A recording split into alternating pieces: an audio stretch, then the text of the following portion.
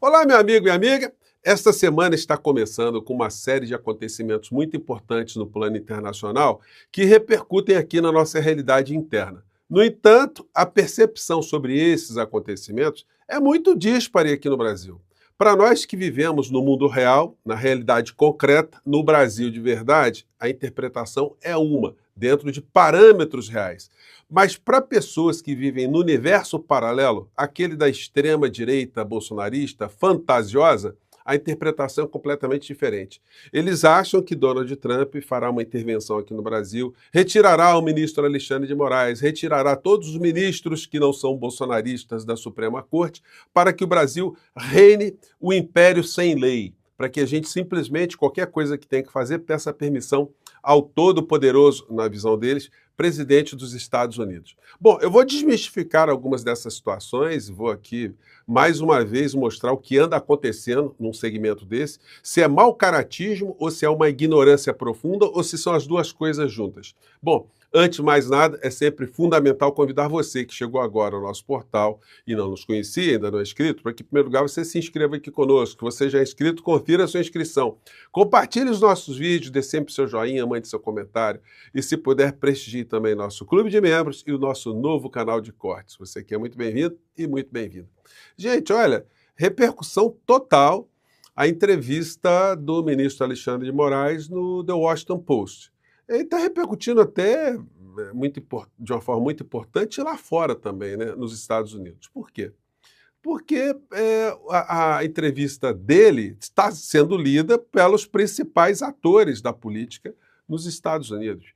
E, claro, que os assessores, os setoristas, a inteligência nos Estados Unidos, todos estão observando qual é a percepção que o ministro Alexandre de Moraes tem do processo jurídico que está acontecendo aqui no Brasil, das ações criminais que estão em curso aqui, porque ele foi catapultado como um personagem planetário, ou de conhecimento, conhecido planetariamente, melhor dizendo, em função da importância desse processo de ruptura da nossa democracia que nós tivemos aqui.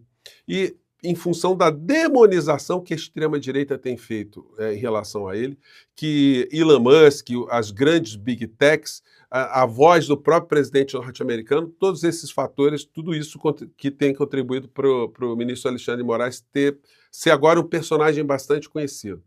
Então, o que pensa esse personagem já muito falado e que começa a ser cada vez mais conhecido? Eduardo Bolsonaro envenenou relação entre Brasil e Estados Unidos. Esse é um trecho da entrevista do ministro Alexandre de Moraes para o The Washington Post.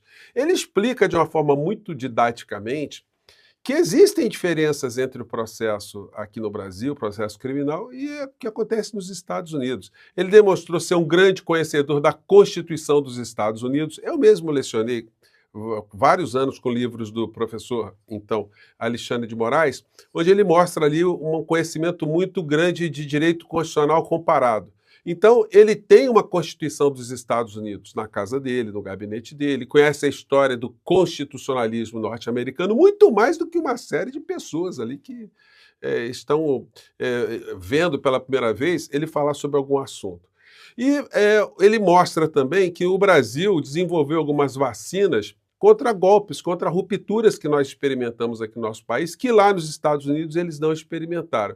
Então ele vai dando, na entrevista, uma percepção sobre ele, né, de que ele é um intelectual, que ele é um conhecedor e que é uma pessoa que é firme, com princípios e está defendendo a nossa soberania e o nosso país. Então a entrevista, para o público que não conhecia, as pessoas do mundo da racionalidade, ela é muito interessante, ela é muito esclarecedora. E até mesmo para os golpistas, para as pessoas que estão nos Estados Unidos, os de extrema-direita, os trumpistas, mesmo eles, ao ler o que foi publicado hoje, eles poderão até ter uma percepção diferente do ministro Alexandre de Moraes, poderão até dar razão a ele, mesmo com toda a contaminação ideológica que eles possuem. Num dos trechos da entrevista, o ministro disse: "Eu não vou recuar 1 milímetro sequer", diz Moraes ao The Washington Post. Ele não falou isso em termos de bravata, em termos de arrogância, pelo tom que está colocado no texto. Ele simplesmente disse que ele está compelido a seguir em frente. Ele não tem como recuar. Ele não pode recuar. recuar não é possível em função da obediência que o magistrado tem que ter em relação à Constituição do nosso país. Então isso fica muito claro para qualquer pessoa. Agora, o que se vê é isso aqui, ó, a interpretação do universo paralelo. Grupo de Eduardo Bolsonaro comemora a entrevista de Moraes e aposta em reação de Trump. Eles acham que o que Moraes falou na entrevista foi uma espécie de desafio, uma bravata, uma agressão, e não foi nada disso, ele só explica como é que as coisas estão. Inclusive, ele foi de uma maneira muito, muito sábia, muito habilidosa, e não colocar a questão como uma espécie de conflito Brasil-Estados Unidos. Ele falou, olha, eu estou aqui fazendo o meu trabalho, defendendo o meu país, defendendo as nossas instituições, ponto, não entrou, enfim. E que não há por que a gente recuar nisso. Em relação a outro episódio correlato, também muitas questões têm surgido aí no campo da extrema-direita. Uma delas é essa aqui. STF afasta eficácia automática de leis estrangeiras no Brasil. Segundo o ministro Flávio Dino, sem a devida incorporação e concordância dos órgãos de soberania regrados pela Constituição Federal, tais normas não têm efeito. O que está querendo dizer? Olha, se não tiver um tratado entre o Brasil e uma outra nação estrangeira que regule, que tenha passado pelo Congresso Nacional, que tenha incorporado na nossa legislação alguns mandamentos em função desses tratados, nada que vier de fora tem validade aqui no Brasil. Simples assim. Ele está apenas esclarecendo algo que é extremamente lógico. Só que para o universo paralelo, isso foi um desafio, isso foi uma loucura. E a gente vê esses traidores da pátria, já que o Carluxo denominou alguns como ratos, eu vou subscrever, vou acompanhar o relator. São ratos, e alguns são ratos ignorantes. Vamos ver aqui um deles? Desculpem que usar essas expressões, tá, gente? Mas é gente que está nos atacando, então a gente tem que reagir com a mesma força também, né? Vamos ver o que ele está dizendo, a interpretação de um desses aí, que ele acha que a decisão do ministro Flávio Dino é um desafio, né? É uma agressão. Vamos lá. Alexandre de Moraes. Ele jogou o Brasil na lama. Cara, eu não sei como explicar isso de uma maneira tranquila. Peraí. Ele tá pegando o Brasil e falando assim, ó, o Brasil agora é uma Venezuela, o Brasil agora é Cuba, é Coreia do Norte. Isso porque nós não acataremos nenhuma norma internacional aqui dentro do Brasil. Então, para o rato, ele acha que nós devemos nos curvar, nos ajoelhar, cumprir qualquer coisa que vem de fora para cá contra a nossa soberania, né? Nos dando um pé na bunda de todo o sistema bancário, de todas as instituições internacionais, podem nos excluir porque nós vamos proteger o Moraes. Ele disse isso, é essa a decisão dele. Não tem outra forma de dizer isso. Tá aqui, ó. O ministro Flávio Dino do Supremo Tribunal Federal decidiu nessa segunda... Gustavo Gaia, eu gostaria de conversar uma vez com o senhor, assim, me perguntar, vem cá, o senhor é ignorante mesmo?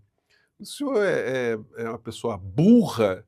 Ou o senhor é mau caráter? O senhor, de fato, é um bandido enrustido, né? Pelo menos dentro desse campo da extrema-direita que ainda não percebeu quem é o senhor, né? Porque, gente, não tem como, né? Segunda-feira que leis e decisões administrativas ou judiciais de outros países não produzem efeito no Brasil de forma automática.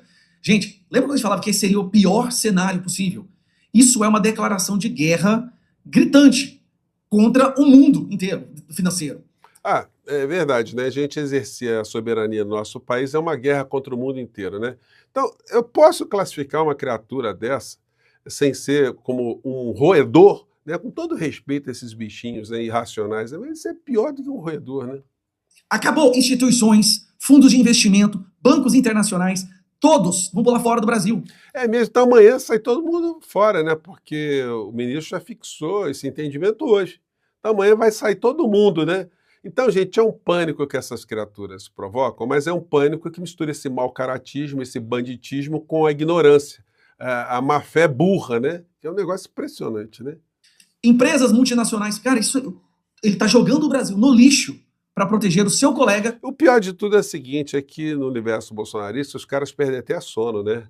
Ah, vai acontecer isso, eles ficam num pânico, e aí no outro dia o cara joga outro pânico e vão retroalimentando esses pânicos, e aí a gente encontra esses bolsonaristas por aí, perfeitas criaturas neuróticas, né, ou neurotizadas, né? A gente pensa que o cara vai explodir, né, como um daqueles peixes, né, quando chega um predador perto, o peixe infla, né? Se inflar muito, acaba explodindo.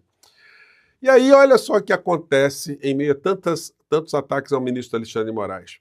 Moraes rejeita novo recurso e mantém 14 anos de prisão para Débora do Batom. E não foi porque colocou batom. Essa mulher se despencou lá do interior de São Paulo, andou 1.000 quilômetros de ônibus para ir lá para o Congresso Nacional para participar de uma tentativa de golpe.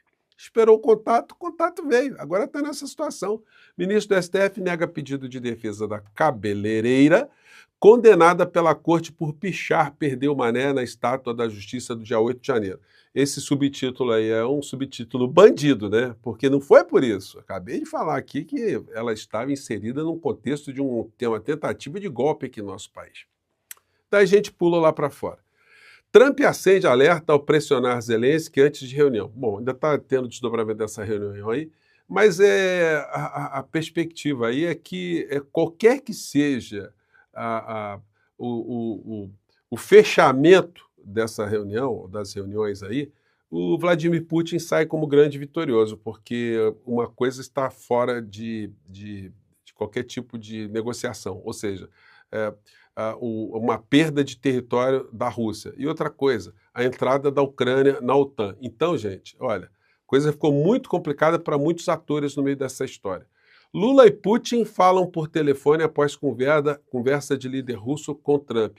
Gente, é interessante o Putin colocar o presidente Lula no meio dessa história toda como um ator também, alguém que precisa estar enturmado com os acontecimentos, reforçando cada vez mais as alianças naquilo que é chamado o BRICS, ou seja, que concentra quase 85% das transações no planeta, né, transações multilaterais, né, que tendem a crescer cada vez mais.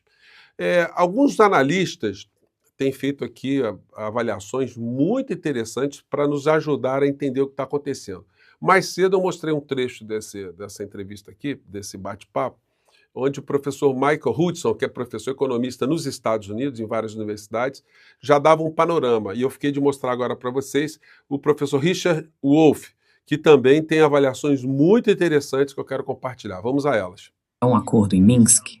Ou poderíamos ter chegado a um acordo em Istambul para acabar... Ele está dizendo aqui, só contextualizando, fala assim, olha, esse conflito, essa guerra Ucrânia-Rússia, Rússia-Ucrânia, isso tudo poderia ter sido evitado lá atrás, porque quem sairá no maior prejuízo agora é a Europa. A Europa sai no prejuízo e os Estados Unidos também não saem com muito lucro nessa história, não. Ele explica por quê.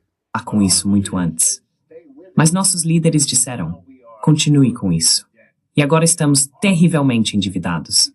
Estamos terrivelmente prejudicados. É porque, o que acontece? A Europa foi gastando, foi tendo que bancar armas e comprando armas dos Estados Unidos, se endividou, cortaram o suprimento de gás, de combustível que vinha da Rússia, a Europa teve que comprar coisas muito mais caras, o gás e a energia, então o custo de vida na Europa subiu de uma forma que os europeus não viam há muito tempo, e agora estão todos encalacrados, porque se fizerem algum acordo com a Rússia, um acordo que não seja a derrota da Rússia, o que significará que eles fizeram uma aposta errada, né? Botaram muita grana para voltar para a estaca zero e todo mundo endividado. É mais ou menos isso que o professor Richard Wolff nos explica.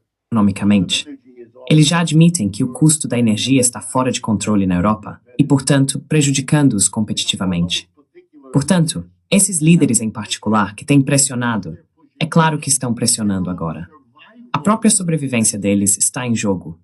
A sobrevivência deles, politicamente, não pode suportar uma derrota. Seria demais, e levaria o povo deles a dizer, já que a Rússia nunca atacou nenhum deles, encontrem uma solução, mudem e reorganizem a arquitetura de segurança da Europa. Essa é uma aposta melhor. É porque tem uma coisa também, né, gente? Se gastou muito dinheiro ali, né, com essa lógica que a Rússia representava uma ameaça. E a Rússia mostrou que se ela quisesse fazer danos muito mais graves, a Ucrânia e a Europa toda já teria feito. Então, esse fato obriga que haja um redesenho nas questões relacionadas à segurança na Europa, né? Daí, mais uma situação aqui que comprova como os impérios conhecidos estão em decadência e outros estão em ascensão. E esses que estão em ascensão têm ali a parceria do Brasil também. Ontem o Fantástico, ele deve ter ganhado aí, junto aos bolsonaristas, aquele carimbão grande, né? Rede Globo comunista. Por quê? Porque eles fizeram um documentário, um trecho documentário, que mostra Como a China ultrapassou tanto a Europa como os Estados Unidos em tecnologia e como está difícil agora desbancar os chineses. Vamos pegar um trecho dessa matéria aqui.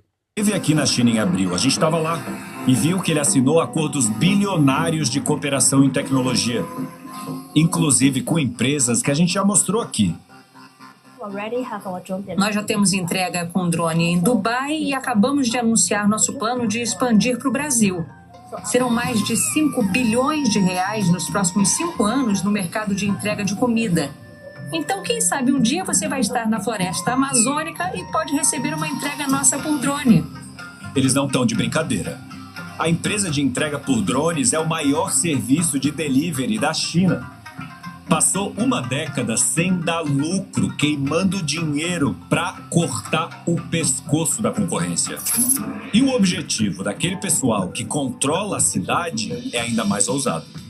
Criar uma comunidade global, um futuro único para toda a humanidade. Uma comunidade global sob o algoritmo de Pequim. E eles já trabalham a passos rápidos para chegar nesse futuro como imaginado pela China. Os robôs vão estar cada vez mais nas cidades. Alguns terão formas de pessoas, outros de carros ou cachorros. Matéria grande, né? E os cães já existem. Depois, nossos drones, robôs e cachorros vão ter os seus próprios cérebros e operar de maneira autônoma. Será a realização de um grande projeto de vigilância global, em que esse robozinho tão simpático e seu cachorro serão como um de nós. Por isso é bom fazer amigos. Gente, olha o robô. Principalmente quando eles são poderosos. Olha Mas o tome robô. cuidado. Terreno liso, Nunca, piso liso, nunca né? falar alguma coisa que ele não quer ouvir. Mas você desse tamanho não pode ser mais forte que eu. O robô ninja, ó. Robô lutando. É o robô que luta Kung Fu. Parabéns. Então, meu amigo, minha amiga, essa é a realidade. E ainda bem que a gente está amigo, né?